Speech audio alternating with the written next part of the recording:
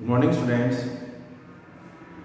आज हम अब क्लास 9 का मैथ्स का चैप्टर नंबर 6 पढ़ेंगे। छठा लेसन हम इसमें पढ़ेंगे। इसके पहले जो हमने चैप्टर पढ़ा था यूक्लिड की जो ज्यामिति के कुछ हमने परिभाषाओं को पढ़ा, उसके हमने कुछ अभिधारणाएं और अभिग्रहितों को हमने समझा है। तो ये जो प्रश्नावली या ये जो चैप्टर है अपना, ये भी एक ज्यामिति से संबंधित ही चैप्टर है।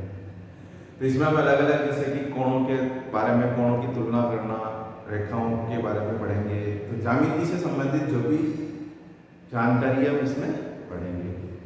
तो जो छठा लेसन है अपना वो है रेखाएं तथा कोण। ये हमें इस चैप्टर में पढ़ना है। रेखाओं से संबंधित जो भी नियम है या कोण हम पढ़ चुके हैं, कौन कौन से होते हैं, कोणों के प्रकार हम पढ़ चुके हैं। वापस इसका हम एक तरह से रिवीजन भी करेंगे और अगले जो कुछ जानकारी हमने नहीं पढ़ी वो भी इसमें हम प्राप्त करेंगे। तो सबसे पहले जैसे कि हमने पिछले जो प्रश्नावली पढ़ी थी उसमें हमने कुछ परिभाषाएं पढ़ी थी, बिंदु की, रेखाओं की भी पढ़ी थी हमने। परंतु वो यूक्लिड ने परिभाषाएं दी हैं वो वर्तमान समय में एक तरह से अपरिभाषित मानी जाती है। तो हम अब वर्तमान में जो प्रचलित परिभाषाएं हैं उसका अध्ययन करते हैं और उसी के बारे में हम इसकी जानकारी लेंगे। तो सबसे पहले इसमें कुछ शब्द आते हैं, जैसे हमने उसमें बिंदु की परिभाषा उसमें भी पढ़ी थी हमने। इसमें भी अगर हम एक बिंदु की जानकारी करें या बिंदु क्या होता है, तो हमने उसमें पढ़ा था कि बिंदु वह है जिसका कोई भाग नहीं होता है, मतलब उसका हम पार्ट नहीं कर सकते। तो जिसका हम भाग नहीं कर सकते उसमें हमने बिंदु को शो किया था और उसको हमने बिंदु की परिभाषा के रूप में पढ़ा।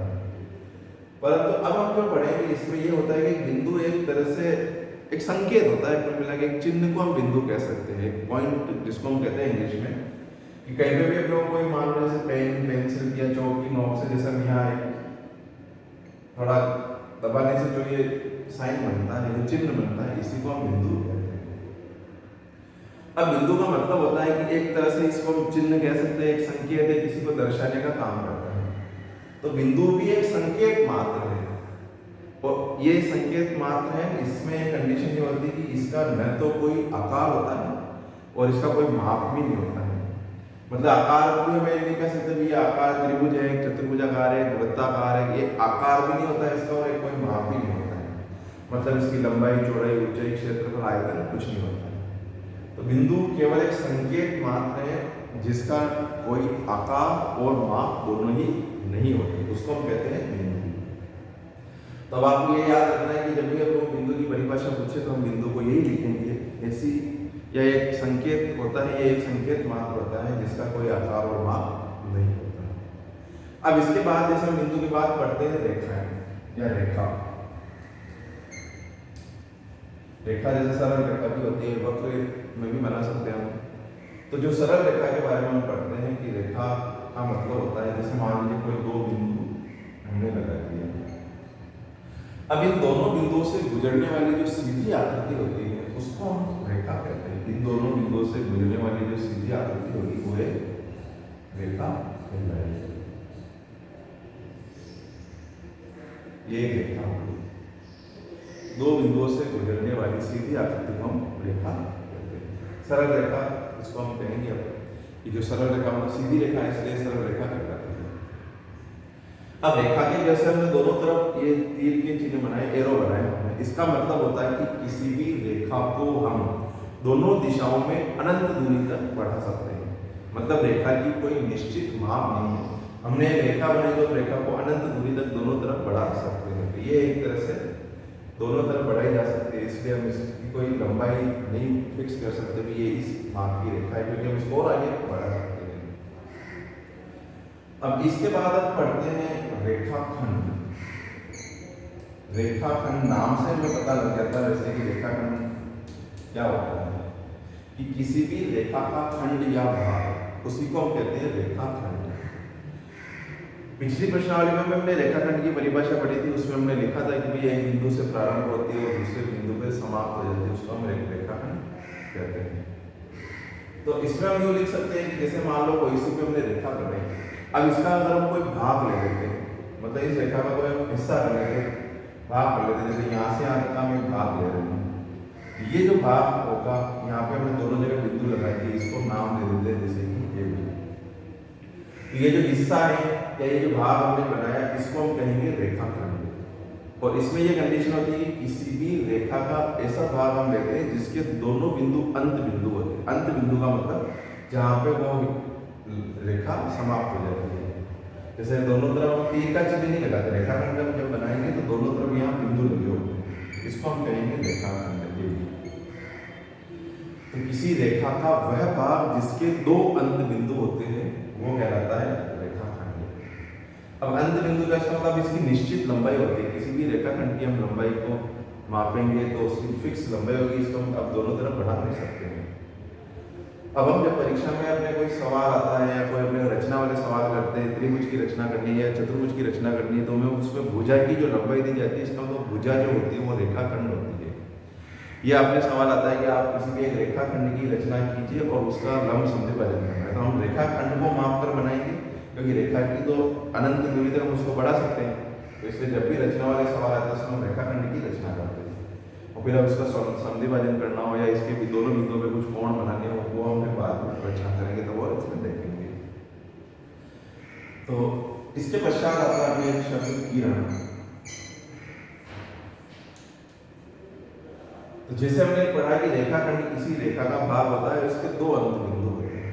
किरण में ये भी एक रेखा का ही भाग है, परंतु इसमें केवल एक अंत बिंदु होता है, मतलब एक तरफ तो बिंदु होता है और एक तरफ इसमें एरो का चिन्ह लगा देते हैं।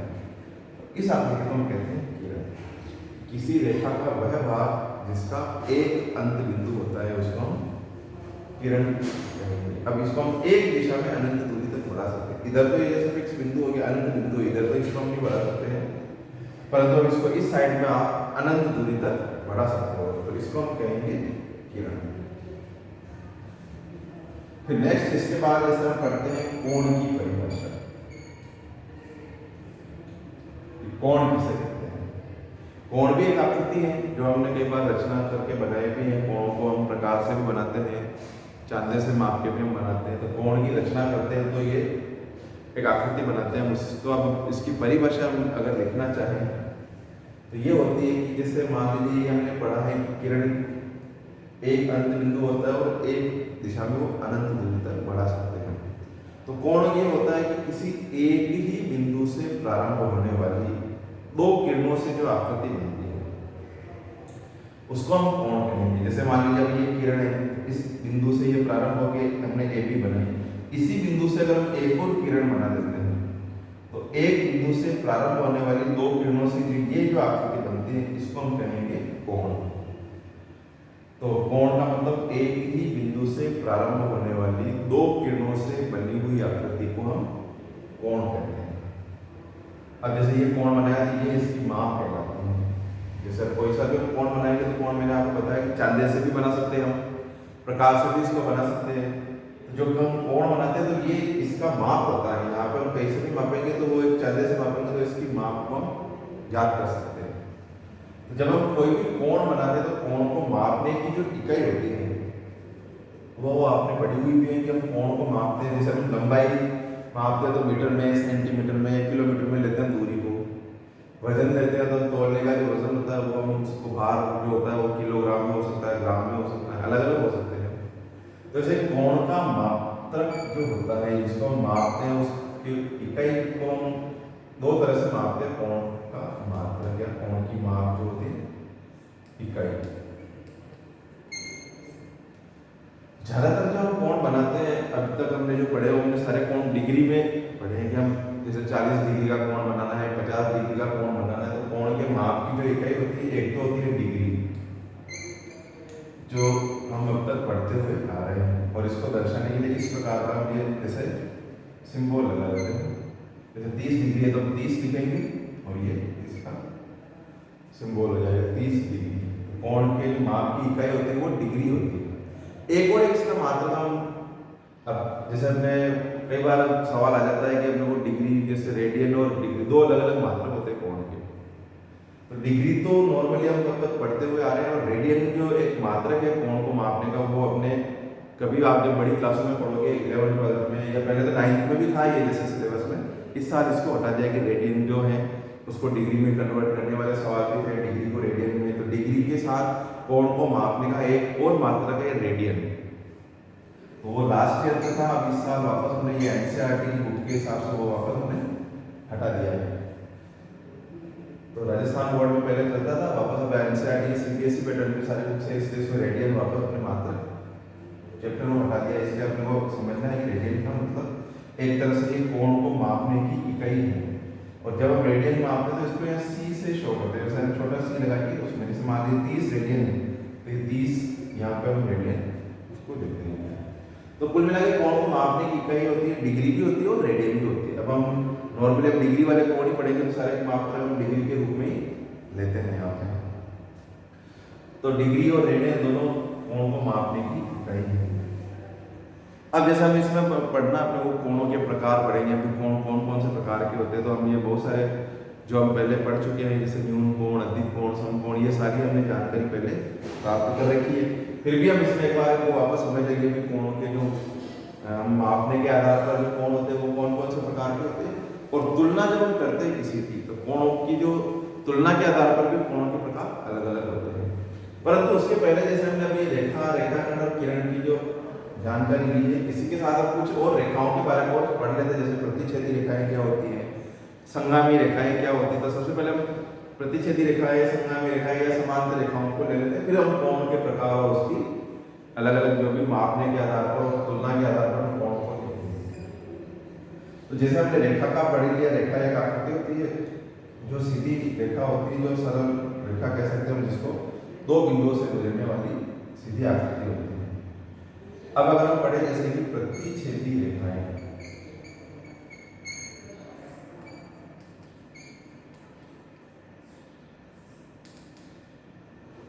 प्रतिच्छेदी रेखाएं ऐसी रेखाओं को कहते हैं जो किसी न किसी बिंदु पर एक दूसरे को काटती है। मतलब जब दो या दो से अधिक रेखाएं एक दूसरे को अलग अलग बिंदुओं पे भी काट सकती है, एक ही बिंदु पर भी काट सकती है, उन रेखाओं को हम कहते हैं प्रतिच्छेदी रेखाएं। तो जैसे मान लीजिए हमने एक रेखा ये बनी, दूसरी रेखा जैसे ये है, तो ये दोनों रेखाएं इस बिंदु पर प्रतिच्छेद कर देंगी, तो ये दोनों रेखाएं प्रतिच्छेदी रेखाएं कहलाएंगी। अब हम एक रेखा और बना देते हैं, जैसे मान लीजिए तीसरी रेखा हम यहाँ बना देते हैं, वो इस रेखा को यहाँ पे प्रतिच्छेद करें, तो ये दोनों रेखाएं भी आपस में प्रतिच्छेदी रेखाएं हैं और ये दोनों भी प्रतिच्छेदी रेखाएं हैं। इसको हम आगे बढ़ाते तो मान लीजिए इसको यहाँ प्रतिच्छेद करके निकल के, ये भी एक इसकी प्रतिच्छेदी रेखाओं का युग्म बन जाएगा।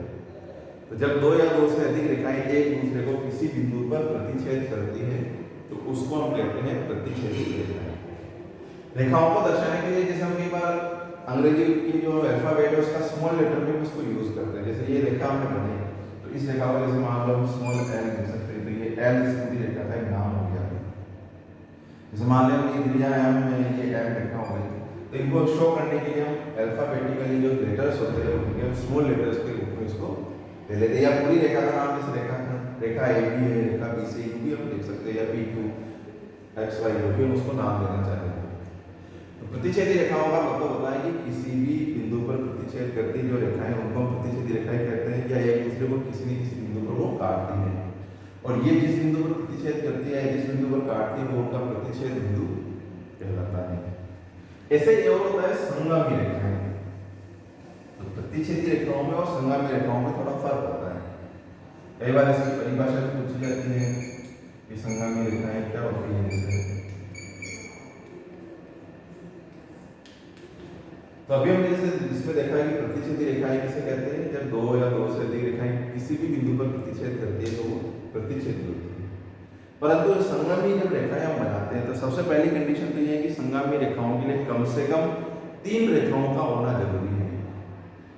प्रतिच्छेदी रेखाएं 2 रेखाओं को भी हम प्रतिच्छेदी रेखाएं कह सकते हैं, परंतु जब संगामी रेखाओं की हम पढ़ेंगे तो संगामी रेखाओं में कम से कम 3 रेखाएं होना जरूरी है। और जब हम संगामी रेखाएं बनाते हैं तो इसमें यह होता है कि जब हम 3 या 3 से अधिक रेखाएं किसी एक ही बिंदु पर अगर वो प्रतिच्छेद करती है, मतलब 3 या 3 से अधिक रेखाएं एक ही बिंदु पर प्रतिच्छेद करती है, तो वो रेखाएं कहलाती हैं संगामी रेखाएं। जैसे मान लीजिए एक रेखा हमने ये बनाई, ये दूसरी रेखा ये इसकी प्रतिच्छेदी रेखा हो गई। अब जैसे दोनों रेखा इस बिंदु पे प्रतिच्छेद कर रही है, तो जब तीसरी रेखा भी इसी बिंदु से प्रतिच्छेद करती हुई निकलेगी तो ये जो तीन रेखाएं बनी इनको हम कह सकते हैं संगामी रेखाएं। तो संगामी रेखाएं एक तरह से प्रतिच्छेदी रेखाएं तो है ही, परंतु जब वो एक ही बिंदु पर प्रतिच्छेद करती है इसलिए हम इनको संगामी रेखाएं कहते हैं। तो जब तीन या तीन से अधिक रेखाएं एक ही बिंदु पर प्रतिच्छेद करती हैं तो वो रेखाएं संगामी रेखाएं कहलाती हैं। और ये जो प्रतिच्छेद बिंदु होता है ये इनका एक तरह से संगमन बिंदु कहलाता है। फिर जब हम अगली प्रश्नावली पढ़ेंगे, जैसे वो त्रिभुज के गुणधर्म पढ़ेंगे अलग अलग, उसमें फिर हम पढ़ेंगे कि त्रिभुज में माध्यिकाएं बनाते हैं हम या जो शीर्षलंब बनाते हैं तो वो एक ही बिंदु पर प्रतिच्छेद करते हैं। तो इसलिए हम उसमें पढ़ेंगे कि त्रिभुज की तीनों माध्यिकाएं संगामी होती है। संगामी का मतलब वो एक ही बिंदु पर प्रतिच्छेद करेंगे, या शीर्षलंब संगामी होते हैं। तो संगामी रेखाओं का मतलब होता है कि जब तीन या तीन से अधिक रेखाएं एक ही बिंदु पर प्रतिच्छेद करती है तो वो संगामी रेखाएं कहलाती हैं। फिर हमने पढ़ा था समांतर रेखाएं, जो पिछले चैप्टर में पढ़ चुके समांतर रेखाएं क्या होती हैं।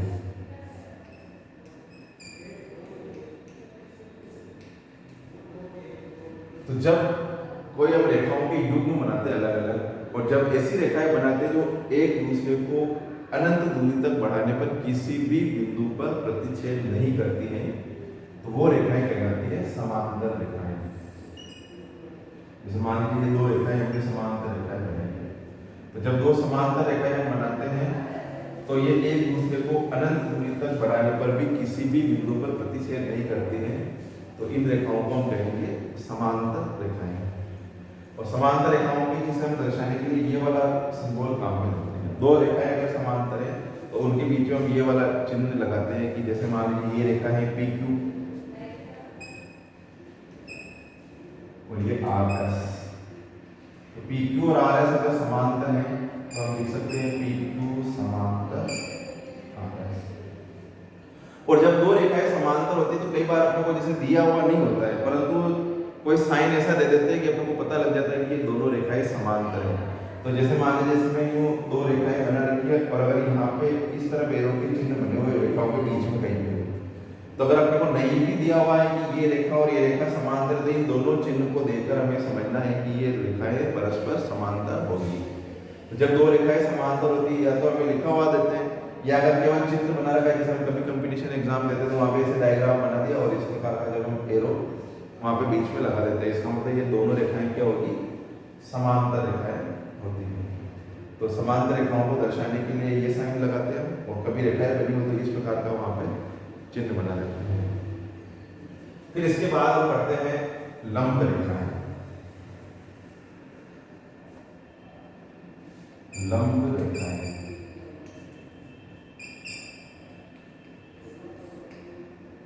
समांतर रेखाएं जो होती है उनके बीच की दूरी भी हमेशा कहीं से भी अगर हम दूरी मापेंगे तो दूरी हमेशा बराबर रहेगी। ये नियम है कि समांतर रेखाओं के बीच की दूरी सदैव बराबर रहती है।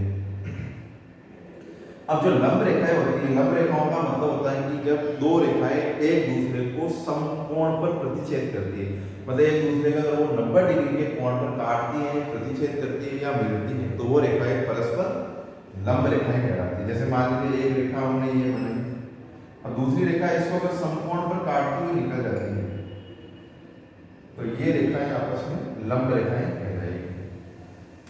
और जब दो रेखाएं लंब रेखाएं होती तो उनको दर्शाने के लिए हम ये वाला साइन यूज करते हैं। जैसे मान लीजिए ये रेखा है PQ, तो ये R और S, तो हम लिख सकते हैं PQ लंब रेखा है RS पर, या RS लंब रेखा है, दोनों एक दूसरे की लंब रेखाएं कहलाती है। तो जब दो रेखाएं एक दूसरे को समकोण पर मिलती है, प्रतिच्छेद करती है या काटती है तो वो रेखाएं कहलाती है लंब रेखाएं। अब इसमें एक और हम रेखा पढ़ेंगे, जैसे तिर्यक रेखा। हमने प्रतिच्छेदी रेखाएं, संगामी रेखाएं, लंब रेखाएं, समांतर रेखाएं पढ़ी। तिर्यक रेखा क्या होती है, जैसे इसके सवाल भी करेंगे इसी प्रश्नावली में, तिर्यक रेखा हम किसे कहते हैं। तो सबसे पहले तिर्यक रेखा का मतलब होता है, जैसे मान लो अगर कोई दो रेखाएं हमने बना रखी है, जैसे ये दो समांतर रेखाएं भी हो सकती है या दो रेखाएं किसी भी प्रकार से, ये दो रेखाएं हैं जैसे, तो अगर ऐसी रेखा जो दो रेखाएं अगर हम लोग को दे रखी है या दो से ज्यादा भी हो सकती है, तो दो या दो से अधिक रेखाओं को भिन्न भिन्न बिंदुओं पर प्रतिच्छेद करने वाली जो रेखा होती है वो कहलाती है तिर्यक रेखा। मतलब जैसे ये दोनों रेखाएं अब इनको काटती हुई अलग अलग बिंदु पर काटती हुई जो रेखा निकलेगी वो तिर्यक रेखा कहलाती है। जैसे इसको इस बिंदु पे प्रतिच्छेद करें, इसको ये इस बिंदु पे प्रतिच्छेद करें, तो दोनों रेखाओं को ये अलग अलग बिंदु पर प्रतिच्छेद कर रही है, इसलिए इनको हम कहेंगे तिर्यक रेखा। जैसे मान लीजिए अगर दो रेखाएं एक दूसरे को यहाँ काट रही है, अगर तीसरी रेखा भी इसी तरह से गुजर जाती है तो वो तो संगामी रेखा हो गई, एक ही बिंदु पर प्रतिच्छेद करती है तो संगामी रेखा हो जाती है। परंतु जब कोई भी रेखा दो या दो से अधिक रेखाओं को भिन्न बिंदुओं पर प्रतिच्छेद करती है तो वो उसकी तिर्यक रेखा कहलाती है। तो ये इस प्रकार से जब हम रेखा बनाते हैं तो ये तिर्यक रेखा हो जाएगी। तो जैसे हमने रेखाओं के बारे में पढ़ा, इसमें रेखाओं से जब तिर्यक रेखा बनाते हैं तो अलग अलग कोण बनते हैं, इसको भी हम आगे पढ़ेंगे कि इसमें संगत कोण, एकांतर कोण, अंतर कोण, बहिष कोण, इस प्रकार से हम कोणों की तुलना भी करना इसमें देखेंगे।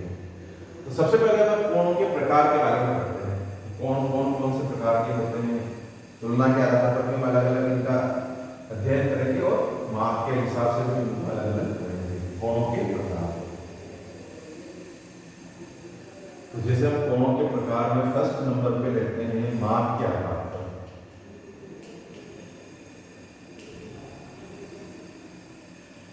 माप के आधार पर या जब हम किसी भी कोण को मापते हैं तो माप के आधार पर कोण कितने प्रकार के होते हैं। तो मापने की जो इकाई हमने पढ़ी है इसमें हम डिग्री से किसी भी कोण को मापते हैं, इसका मात्रक होता है डिग्री। तो माप के हिसाब से जो कोणों के प्रकार होते हैं इसमें फर्स्ट कोण हम पढ़ते हैं समकोण। जैसे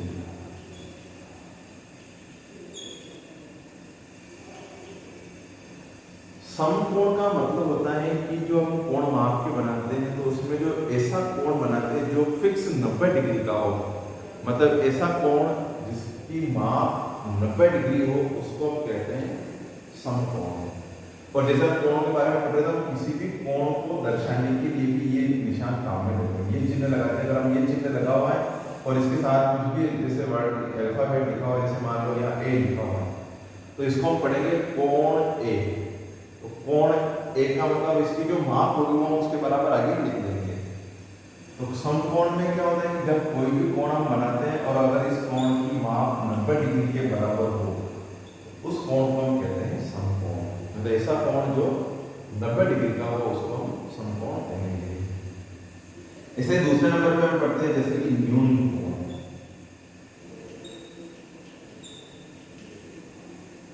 तो न्यून कोण का मतलब होता है कि ऐसा कोण जो 0 डिग्री से तो बड़ा होता है और 90 डिग्री से जो छोटा कोण होता है उसको हम कहते हैं न्यून कोण। मतलब जिसकी माप कोण ए जैसे यहाँ लिखते हैं तो ये 0 डिग्री से तो बड़ा होगा, ग्रेटर देन 0 डिग्री और लेस देन 90 डिग्री, 90 डिग्री से छोटा होता है। इस कोण को हम कहेंगे न्यून कोण। ये इसकी लिमिट होगी, 0 से 90 के बीच का जो कोण होता है वो न्यून कोण कहलाता है। कई बार हम ऐसा लिख देते हैं कि जो 90 डिग्री से छोटा कोण है वो न्यून कोण होता है, जैसे हम इसको सही कर भी देते हैं। परंतु वास्तविकता में अगर 90 डिग्री से छोटा कोण है तो माइनस के जो कोण होते हैं, नकारात्मक में नेगेटिव कोण होते हैं, वो भी न्यून कोण होने चाहिए। जबकि हम न्यून कोण को जैसे उसमें ऋणात्मक कोण को काउंट नहीं करते हैं, तो इसलिए हम लिखेंगे 0 से 90 डिग्री के बीच के जो कोण होते हैं या जो 0 डिग्री से बड़ा होता है और 90 डिग्री से छोटा होता है वह न्यून कोण कहलाता है। फिर इसके बाद है जैसे कि अधिक कोण।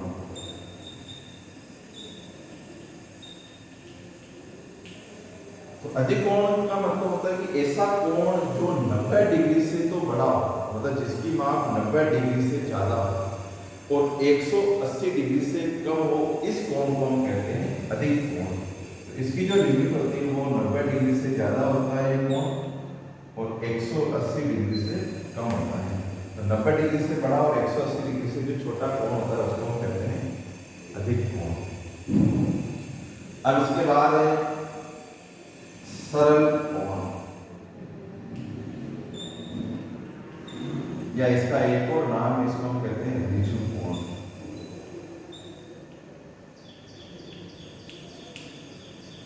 तो सरल कोण या ऋजु कोण इसको दर्शाते हैं ऐसा कोण जो एक्यूरेट या फिक्स 180 डिग्री का होता है, उस कोण को हम कहते हैं सरल कोण। मतलब ऐसा कोण जिसकी माप 180 डिग्री हो वह कोण सरल कोण कहलाता है या ऋजु कोण कहलाता है।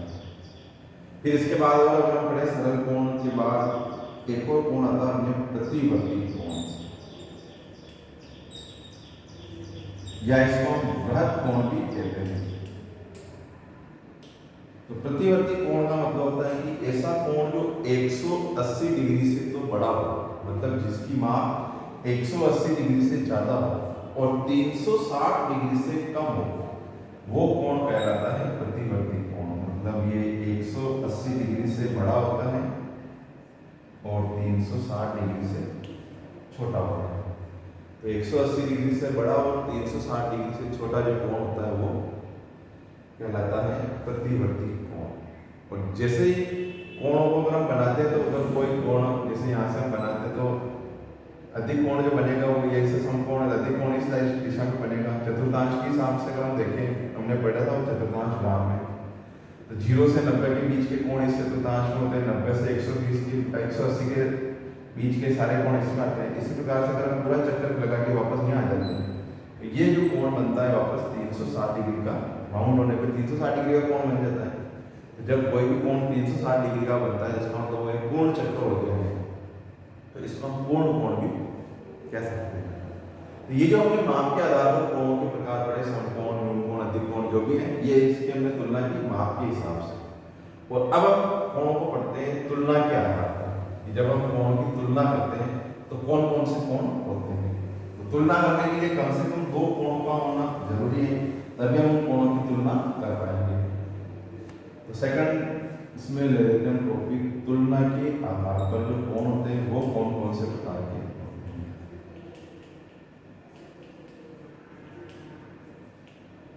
इसमें जैसे सबसे पहले हम पढ़ते हैं पूरक कोण।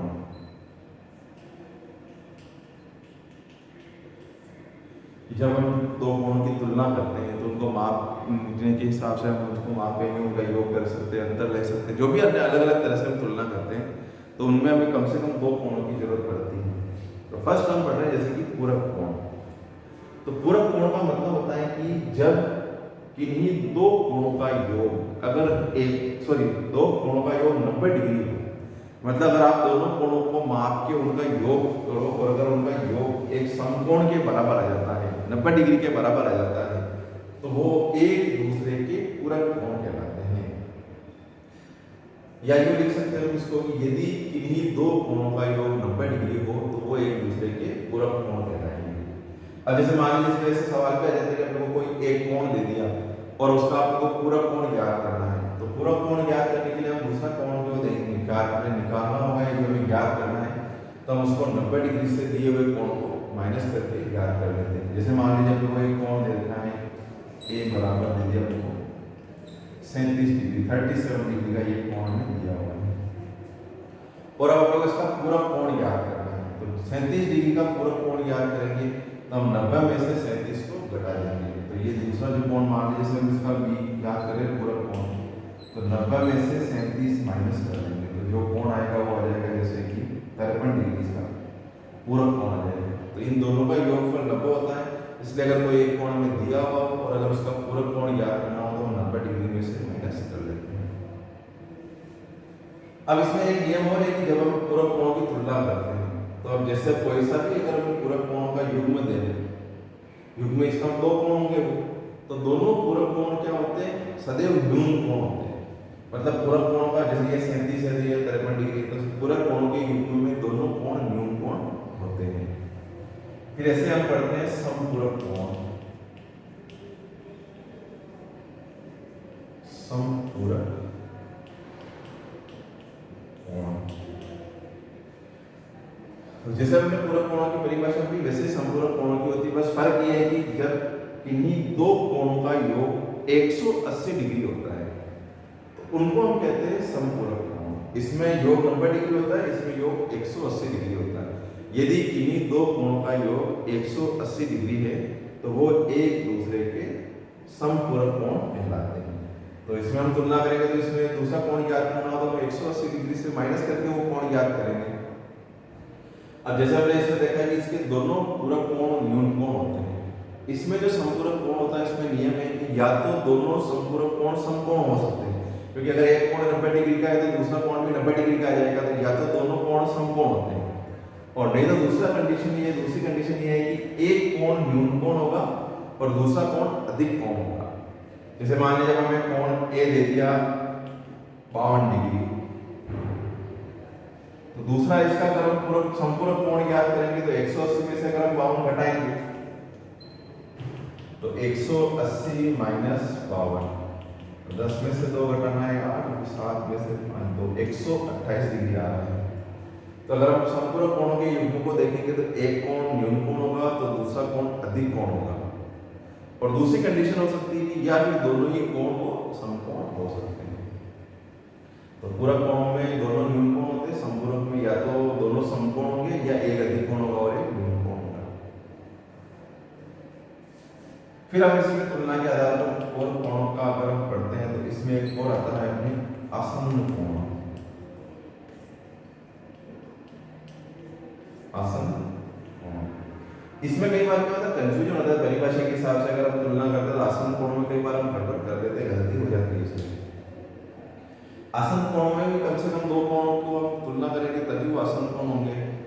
तो इसमें आसन्न कोण का मतलब होता है कि यदि अगर हम 2 कोण बनाते हैं और उसमें ये कंडीशन होती है कि उन दोनों कोणों में एक शीर्ष और एक भुजा उभयनिष्ठ होनी चाहिए, तो ही वो आसन्न कोण कहलाएंगे। मतलब ऐसा शीर्ष और ऐसी भुजा होगी जो दोनों कोणों में काम, उभयनिष्ठ का मतलब होता है कॉमन कह सकते हैं जिसको हम, कि ऐसे 2 कोण जिनमें एक शीर्ष और एक भुजा उभयनिष्ठ हो वो आसन्न कोण कहलाते हैं। परंतु इसमें एक शर्त और होती है साथ के साथ ही। जैसे मान लीजिए मैं यहाँ पे ये शीर्ष है, अब इस शीर्ष से अगर हम 2 कोण बनाते हैं, जैसे मान लीजिए एक कोण तो हमने ये बना दिया, इसको हम O बिंदु दे देते हैं, ये जैसे A और ये B, एक कोण तो गया AOB, जिस बिंदु पे कोण बनता है उसको बीच में लेते हैं, इसको हम AOB या BOA ये लिख सकते हैं। अब इसी शीर्ष से अगर हम एक और कोण बनाए और इस प्रकार से बनाएंगे कि इसकी एक भुजा उस पर उभयनिष्ठ आ जानी चाहिए, तो जैसे हम एक लाइन और बना लेते हैं, ये C, ये BOC, यह कोण भी हो सकता है और ये कोण AOC ये भी हो सकता है। तो अगर हम कोणों को देखें तो यहाँ 3 कोण बन रहे हैं एक तरह से, एक तो बन रहा है AOB, एक BOC और एक AOC। अब जब हम आसन्न कोणों को पढ़ रहे हैं तो आसन्न कोण में आपको मैंने बताया था कि एक शीर्ष उभयनिष्ठ होता है और एक भुजा उभयनिष्ठ होती है, और उसके साथ जो तीसरी कंडीशन है वो भी अब हमें समझ लेनी है। अब जैसे मान लीजिए हम कोणों को देखते हैं कि AOB और AOC, अगर हम इस कोण की तुलना इस पूरे कोण से करें तो AOB और AOC में O शीर्ष दोनों में उभयनिष्ठ है, और AO भुजा इस कोण में भी आ रही है और AO भुजा इस वाले कोण में भी आ रही है। तो AOB और AOC में AO भुजा उभयनिष्ठ है और कोण शीर्ष OB उभयनिष्ठ है, फिर भी हम इसको आसन्न कोण का युग्म नहीं मानेंगे। उसका कारण आप समझना कि जब हम 2 कोण लेते हैं, शीर्ष भी उभयनिष्ठ होना चाहिए और भुजा भी उभयनिष्ठ होनी चाहिए, परंतु उसके साथ एक शर्त ये भी है कि जो बची हुई भुजाएं हैं, जो शेष भुजाएं हैं, वो दोनों भुजाएं उभयनिष्ठ भुजा के विपरीत और होनी चाहिए। अब जैसे अगर आप देखें AOB और AOC, तो ये उभयनिष्ठ भुजा जैसे हैं, तो बची हुई जो शेष दोनों भुजाएं हैं वो उभयनिष्ठ भुजा के विपरीत ओर नहीं आ रही है, एक ही ओर आ रही है, इस दिशा में आ रही है, तो इसलिए इन कोण को हम आसन्न कोण नहीं मानेंगे। तो अब हम दूसरा युग्म देखें AOB और BOC, तो इस कोण में और इस कोण में ये भुजा उभयनिष्ठ हो गई, ये शीर्ष भी उभयनिष्ठ है, और जो शेष भुजाएं हैं AO तथा CO ये उस उभयनिष्ठ भुजा के विपरीत ओर स्थित है। तो इन कोणों का जो युग्म बन रहा है इनको हम कह सकते हैं आसन्न कोण। तो आसन्न कोण का मतलब होता है कि यदि इन्हीं 2 कोणों की एक भुजा तथा एक शीर्ष उभयनिष्ठ हो तथा शेष भुजाएं उभयनिष्ठ भुजा के विपरीत ओर स्थित हो तो उनको हम आसन्न कोण कहते हैं। ठीक है, इसमें आपको ये थोड़ा ध्यान रखना पड़ेगा, कई बार कंफ्यूजन होता है, इसलिए उभयनिष्ठ भुजा जो होती है कि जो शेष दोनों भुजाएं बच रही वो उसकी विपरीत दिशा में होनी चाहिए, तो उसको हम कहते हैं आसन्न कोण। फिर इसके बाद अगर हम आसन्न कोणों को बनाते हैं और आसन्न कोण इस प्रकार से बनते हैं जैसे मान लीजिए हमने ये भुजा उभयनिष्ठ ली और अब इसकी दो जो शेष भुजाएं होगी इसमें आसन कोण का युग्म बनाते हैं, और अगर दोनों शेष भुजाएं बिल्कुल विपरीत दिशा में जाती है एक दूसरे के, मतलब जो उभयनिष्ठ भुजा है उसके बिल्कुल अपोजिट डायरेक्शन में अगर ये आसन कोण की जो शेष भुजाएं वो आती है, एक कोण ये बन रहा है, दूसरा कोण ये बन रहा है, तो ये जो बिल्कुल विपरीत दिशाओं में जो आसन कोण बन जाते हैं, भुजाएं आ जाती है, तो एक तरह से ये एक सरल रेखा बन जाती है। और जैसे ये सरल रेखा बना देती है, मतलब आसन कोणों की जो शेष दोनों भुजाएं अगर एक सरल रेखा में परिवर्तित हो जाती है, तो इस प्रकार से जो कोण बनते हैं, ये दो कोण बन रहे हैं, तो इसको हम कहते हैं रैखिक कोण युग्म। जब किसी भी आसन कोणों की जो शेष भुजाएं हैं अगर वो एक सरल रेखा में बदल जाती है, तो इस तरह से जो कोण का युग्म बनता है उसको हम कहते हैं रैखिक कोण युग्म। और एक नियम है कि जब हम रैखिक कोण युग्म के अगर दोनों कोणों का योग करते हैं तो ये हमेशा 180 डिग्री ही होगा, क्योंकि ये सरल रेखा होगी। सरल रेखा का मतलब ये सरल कोण बनेगा यहाँ पे, तो ये जो कोणों का योग होगा दोनों कोणों का वो 180 डिग्री होगा। और ये जो रैखिक कोण युग्म का जो नियम है, हमें इस प्रश्नावली में जितने भी सवाल करेंगे लगभग बहुत सारे सवालों में इसको अपने को काम में लेना होगा। तो जब कभी भी हम दो कोणों की तुलना करके लिखेंगे रैखिक कोण युग्म का मतलब होगा उनका योग 180 डिग्री होगा, तो इसलिए हम इसको कहते हैं युग्म। इसलिए यहाँ दो कोण बनते हैं। अब कई बार ऐसा हो सकता है कि मान लीजिए जैसे एक सरल रेखा है और उस पर अलग अलग दो या दो से ज्यादा अगर कोण बनते हैं तो हम उसको रैखिक कोण कहेंगे, और युग्म में केवल दो कोण बनेंगे। जैसे मान लीजिए एक सरल रेखा है और इस बिंदु पे अगर हम अलग अलग कोण बना देते हैं, जैसे तो ये जैसे मान लीजिए एक कोण ये बनता है, दूसरा ये, और इधर की ओर अगर हम कोण बना देते हैं, ये कुल ऐसे अलग अलग हमें कोण प्राप्त होंगे। तो ये जो चार कोण बन रहे हैं, इन चारों कोणों का योग भी 180 डिग्री होगा, परंतु हम इनको रैखिक कोण लिखेंगे, रैखिक कोण युग्म नहीं लिखेंगे। युग्म में केवल दो कोण बनेंगे, और अगर दो से ज्यादा कोण बनते हैं तो फिर उसको रैखिक कोण कहते हैं। तो रैखिक कोण का मतलब भी यही होता है कि किसी सरल रेखा के किसी भी बिंदु पर उस रेखा के एक ही ओर बनने वाले सभी कोण रैखिक कोण कहलाते हैं। तो ये सारे जो कोण बन रहे हैं एक तरह से रैखिक कोण ही बन रहे हैं, और इनका योगफल जब हम लिखेंगे तो हमेशा 180 डिग्री लिखेंगे। ऐसे ही अपने आता है शीर्षाभिमुख कोण। इसकी प्रमेय भी अपने को करनी है, इसमें शीर्षाभिमुख कोण क्या होता है। तो शीर्षाभिमुख कोण कब बनते हैं? सबसे पहली चीज है जब दो रेखाएं एक दूसरे को किसी भी बिंदु पर प्रतिच्छेद करती हैं तो ही शीर्षाभिमुख कोण बनते हैं। जैसे मान लीजिए एक सरल रेखा ये है और ये दूसरी सरल रेखा है, तो जब दो रेखाएं एक दूसरे को किसी भी बिंदु पर प्रतिच्छेद करती हैं तो इस प्रतिच्छेद बिंदु पर कुल चार कोण बन रहे हैं। जैसे अब इसमें शीर्षाभिमुख कोणों का युग्म कौन सा होगा? तो जो इनका प्रतिच्छेद बिंदु है, इस प्रतिच्छेद बिंदु के विपरीत और जो कोण बनते हैं वो युग्म शीर्षाभिमुख कोणों का युग्म कहलाता है। जैसे कि ये कोण है तो इसके जो बिल्कुल विपरीत दिशा में जो कोण बनेगा वो इसका शीर्षाभिमुख कोण होगा, या ये जो हम कोण लेते हैं इसका शीर्षाभिमुख कोण होगा।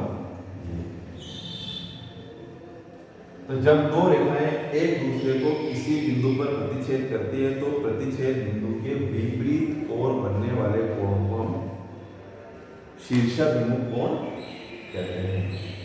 तो ये जैसे कोण के प्रकार है, और भी हम आगे संगत कोण, एकांत कोण ये भी पढ़ेंगे जब हम वो तिर्यक रेखाओं के इनके नियम देखेंगे तब। अब इसमें जैसे कि एक दो परिभाषा और हम पढ़ते हैं, जैसे बिंदुओं को हमने पढ़ा है कि बिंदु किसे कहते हैं। तो ऐसे हम जब मान लीजिए कोई सरल रेखा बनाते हैं और सरल रेखा पर हम एक सरल रेखा पे जितने भी बिंदु लगाते हैं उन बिंदुओं को हम कहते हैं सररेखीय बिंदु या संरेखीय बिंदु कहलाते हैं। संरेखीय बिंदु,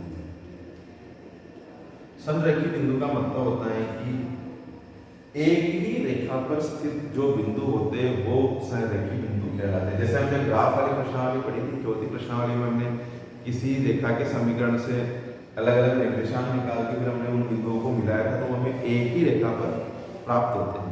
तो जब एक ही रेखा पर बिंदु स्थित होते हैं तो वो बिंदु कहलाते हैं संरेखीय बिंदु, और जब कोई बिंदु एक ही रेखा पर स्थित नहीं है तो वो होते हैं असंरेखीय बिंदु। संरेखीय बिंदु का मतलब जैसे ये सारे बिंदु अगर एक ही रेखा पर है तो ये संरेखीय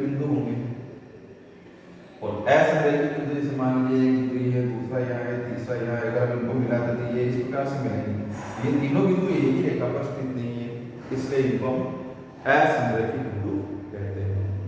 तो संरेखित बिंदु एक ही रेखा पर स्थित होते हैं और असंरेखित बिंदु एक ही रेखा पर स्थित नहीं होते हैं। तो ये जैसे हमने कोणों के प्रकार, रेखाएं, बिंदु, इनका हमने इसमें पढ़ा है। जैसे अब हम इसकी जो प्रमेय है और ये वो अगली क्लास में प्रमेय के बारे में जानकारी लेंगे। इसके हम प्रश्नावली पीछे पॉइंट शुरू करेंगे। प्रमेय जो है शीर्षक बिंदु कोण, क्या होता है कि जो शीर्षक बिंदु कोण बनते हैं, तो हमने ये प्रमेय की दो रेखाएं अगर एक दूसरे को प्रतिच्छेद करती हैं तो उसके शीर्षक बिंदु कोण बराबर होते हैं। तो ये भी हम अगली नेक्स्ट क्लास में उसमें